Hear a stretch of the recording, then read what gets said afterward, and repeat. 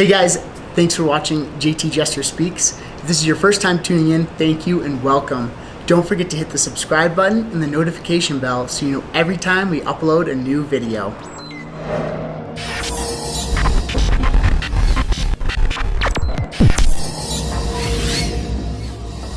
I'm so excited because today we are joined by Andrew Zimmern, and I'm so excited to have you here. This is something that I've been very excited about, to be able to spend this time with you and hear a little bit about your journey. My podcast is all about stories and individuals who have stories to share, and we all have a story to share, and we all have adversity and challenges that we overcome, and adventure and fun, and in your life you've definitely seen adventure, and when it comes to going about and doing all your cooking shows and stuff. So thank you for being here. Sure, my pleasure. Can you tell us a little bit about your background of how you got into culinary?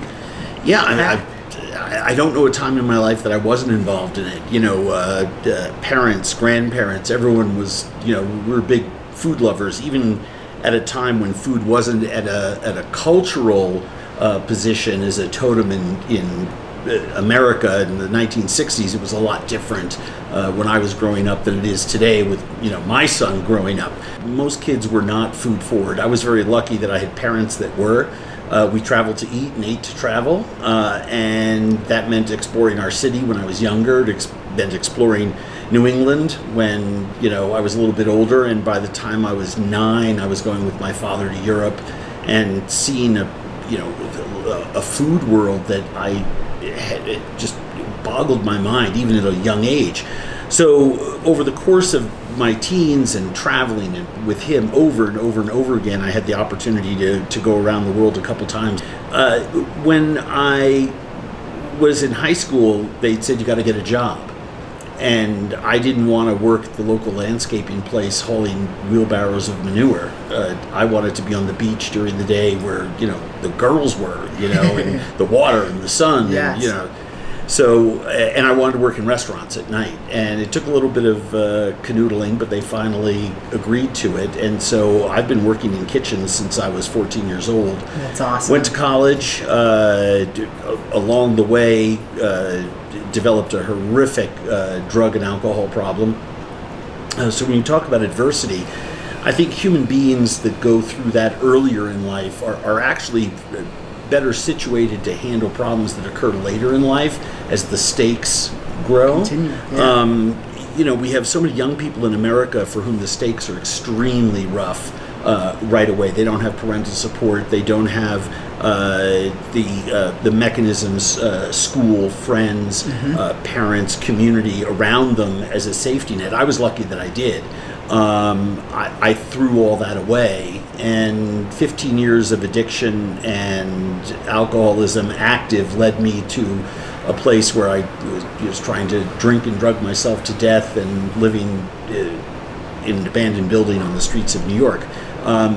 What's fascinating to me is that classic sort of hero's journey that Joseph Campbell talks about, that if you go through something like that and come out the other side, you have a skill set that allows you to match serenity to whatever calamity comes your way. Wow. And life is fired at point blank range at all of us. You said everyone has a story. Everyone has a story. It's so true. And parents die, jobs are lost, medical, education challenges, births, deaths, you name it. Yeah.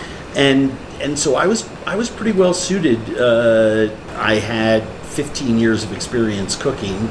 Had at points in my life, my alcoholism and drug addiction was marked by incredible bouts of responsibility and hyper irresponsibility.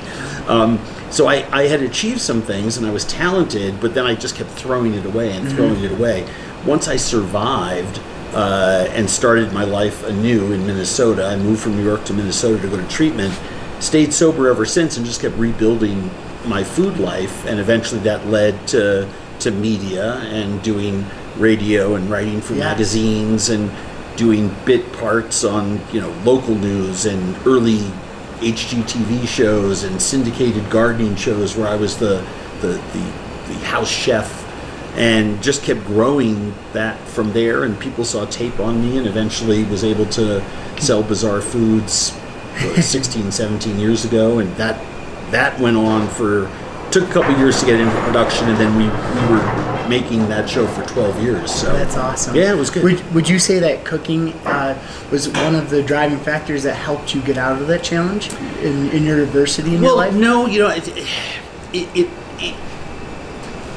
it's a fascinating question. It was, that lifeline was there. Mm-hmm. I just didn't pick it up.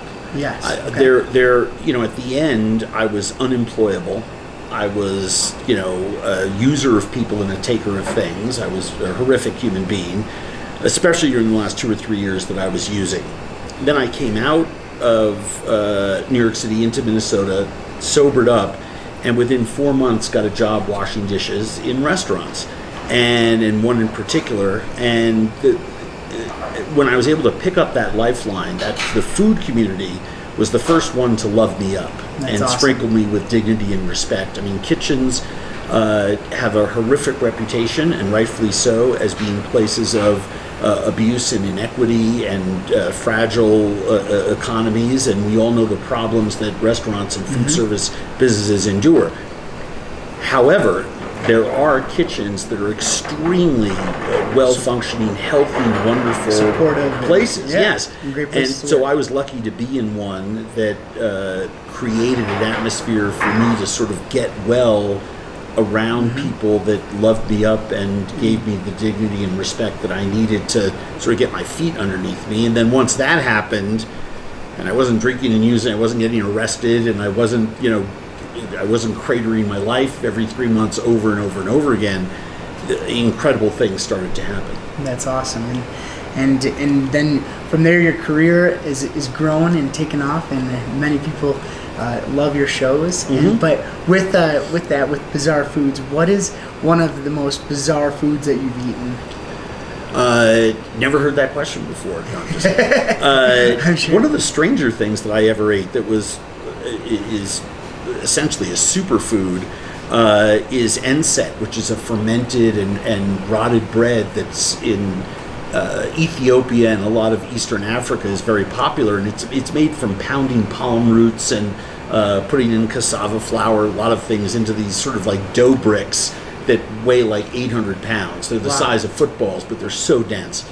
And they bury them underground, and they essentially rot like cheese. They become almost blue-veined, like a good... I've seen that episode, and it's fermenting down in the ground. In the plant, where they scrape it down. That's correct. Yeah. And then they take it out and cook it, and the bad bacteria at a certain point, I mean, if you eat the thing too early on, it'll kill you. But if you let the bad bacteria get eaten by the good bacteria and then bake it, it's an extremely dense superfood, right? And it has lots of active cultures that are extremely good for you.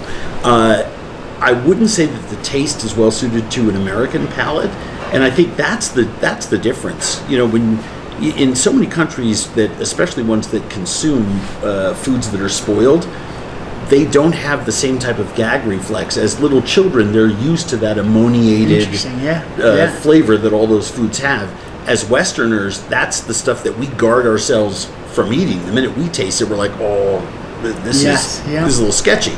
It's a lot of very, very strange foods. That's awesome. That's so cool. And so one other thing is, I'm not quite the chef, but I can make a mean, easy mac and cheese in the microwave. But what's one of your favorite recipes to make? Oh gosh, I think the thing that I cook the most is my grandmother's roast chicken. That's probably consistently the thing that we eat once a week. It's the chicken I grew up on. Exactly. And I just as soon eat that than anything in the whole world. Roasted onion pan gravy. I like to make stuffing. It's 7 months of the year we have cool weather in Minnesota, so it's very conducive to a chicken and gravy meal, which has sort of become my favorite go-to. That's awesome. It keeps you nice and warm too. Well, right? yes, and we do. We have thousands of recipes on AndrewZimmern.com for any of your viewers that are looking for inspiration to cook something new. I encourage a lot of home cooks. You bring up the mac and cheese in the microwave thing. If people love food, I really encourage them to make 2 meals from scratch that you've never made before in your kitchen. If you do that, you will learn, like anything else, from your mistakes. Yes. Less from your successes, but we can learn from our successful achievements. But I think it's vital that we cook food at home with our family and friends, and that we try new things, to make new things, to challenge ourselves. I think it's really difficult for me to accept the fact when I'm talking to someone, they say, oh, I love food, I love restaurants, I love everything about it, but you're not cooking. I just think you're missing out on arguably the most important piece of the puzzle if you're a food lover. So, and you improve your skills that way, and your fluency in the kitchen. That's great. And thank you, Andrew. Thank you for your advice to our listeners, and for your time with us. You've lived an amazing, fun life and full of adventure, and overcoming challenges too.